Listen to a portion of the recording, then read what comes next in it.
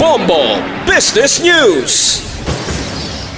Nagapanindugan ng Marcos administration nga hindi lang ang isyu sa korapsyon ang isahanon nga rason kung nga nagluya ang ekonomiya sa Pilipinas sa third quarter sang 2025.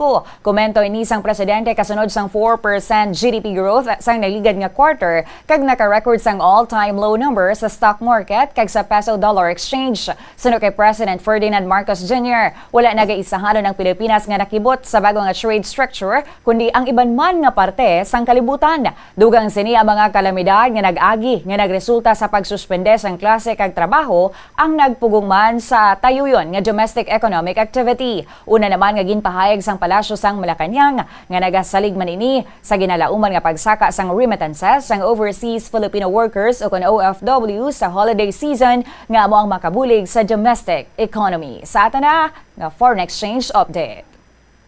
Bombo Foreign Exchange Update is brought to you by Queen Bank Business Banking. Ginbasa naton ini sa closing transactions kahapon sang hapon. Sa liwat ka Bombo, magabalik ang transaksyon alas 9 subong nga aga.